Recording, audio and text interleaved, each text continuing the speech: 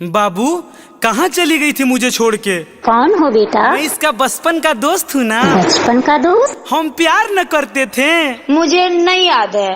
तुम्हें सच में याद नहीं है? ना।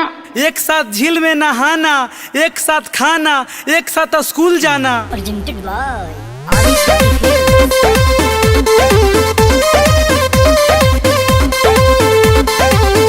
हमको थोड़ा थोड़ा प्यार याद आता है अपना, धुंधुरा है सूरत हमके लौकेला सपना।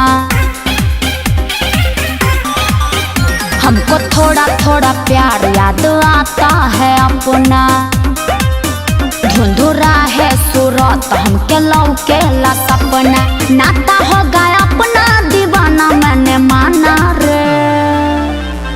जान मेरी जाने मन बचपन का प्यार मेरा भूल नहीं जाना रे। याद करो जाने मन एक टिफिनिया में खाना रोज खाना रे।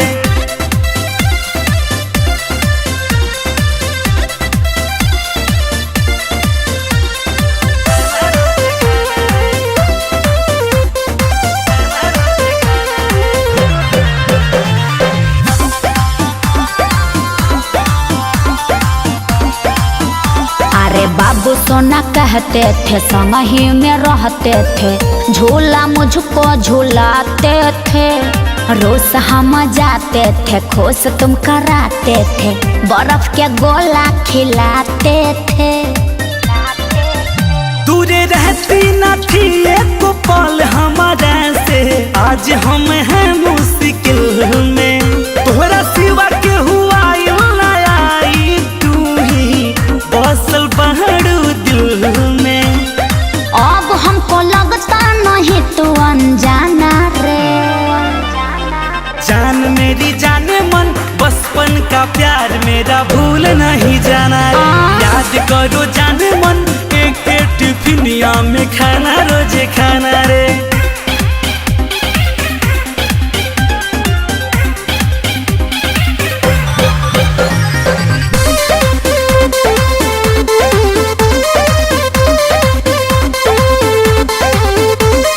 चोट मुझे आती थी आँख भर जाती थी, मेरे लिए तू रोता था।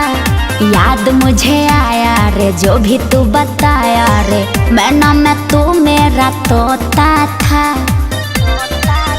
अब जाना ना छोड़ मुझे तुझको कसम है, जान मोनू बचन के। चलो साथी रचाते हैं साथे रहेंगे एक दूजे के बन के। सातों जन्म हमसे रिश्ता निभाना रे। जान मेरी जाने मन बचपन का प्यार मेरा भूल नहीं जाना रे। याद करो